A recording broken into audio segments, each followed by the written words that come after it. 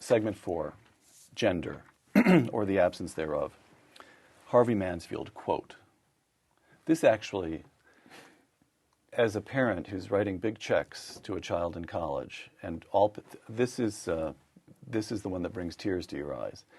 Harvey Mansfield, quote, together the feminists and the left make up perhaps half the faculty, the other half being moderate liberals who are afraid of the feminists rather than with them, close quote. Let's unpack that to begin with. Distinguish the feminists from the left. Well, those are almost all women, obviously, and they are on the left, but they always insist on raising the question of affirmative action or of having more women, and always having more women means having more women of their kind. It doesn't mean having more conservative women or having a diversity or a variety of points of view among women. No, so their concentration is always on the woman's question, and this isn't always so with those who are more generally on the left. All right.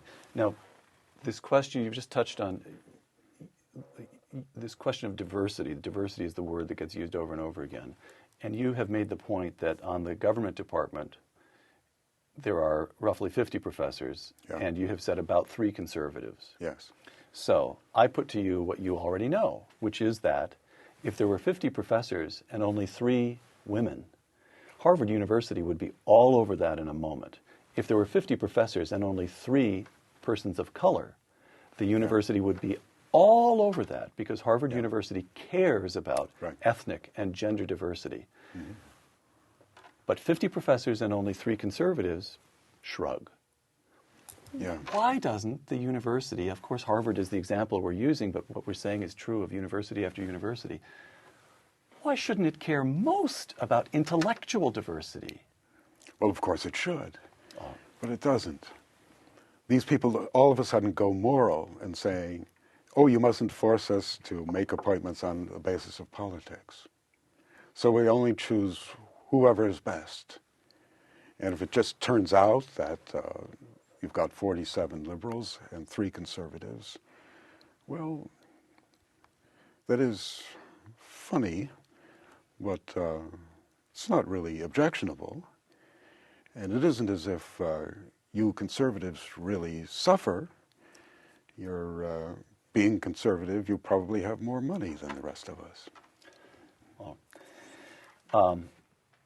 I'll quote you again, Harvey. Quote, in my time, I think by my time you're talking about your student or early days on the faculty, women expected to be happy in life without having a career. Women are now as ambitious as men. Having a career has become their duty. How strange that the women's movement, inspired by sometime Marxists like Simone de Beauvoir and Betty Friedan, has brought about a great increase in bourgeois careerism among young women. So instead of empowering women as women, the feminist movement has instructed them to act like men. Is that correct? That's exactly correct. That's exactly what its effect has been. Would I get an honest A for that question? Yes, you would. Oh, excellent. Yeah. And it shows up in matters of sex, too. As if feminism understands equality as sexual equality, and sexual equality means that women should be as free to be as great predators as the worst of men. And so they look on a sexual license and having fun in that rather advanced way as a matter of political principle. All right, from women to men, Manliness, your 2006 controversial book. Yeah. As feminism in the academy has risen, what has happened to manliness? Well, it's under a cloud of suspicion, to put it mildly. I don't think that manliness is ever in danger of disappearing. It's part of human nature, and that, I think, is where I mainly differ from the feminists. So it isn't that it's gone or disappeared, it's just that it's no longer employed. It no longer is regarded. That's right. It's no. That's right. Somehow that is on the side. Yeah. Right. And that's an exception which is strangely made. To please the alumni, right? To please the alumni Right. and a few of the more rowdy males. I'll quote you again, Harvey. Today we live in a gender-neutral society. It's a society in which your sex matters as little as possible. It doesn't give you your rights or your duties, and certainly not your place. This is new.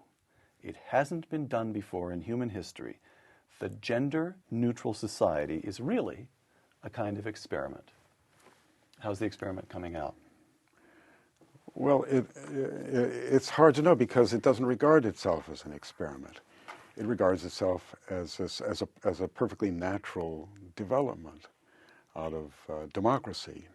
That democracy has a tendency to become more and more democratic, as Tocqueville remarked, and this is just another instance among many that could be cited to make that point. And so they don't think of this as doing something strange, although they are certainly conscious that no other society that they can name has ever been gender neutral before, and there are only one or two possible feminist utopias in which such societies have been conceived.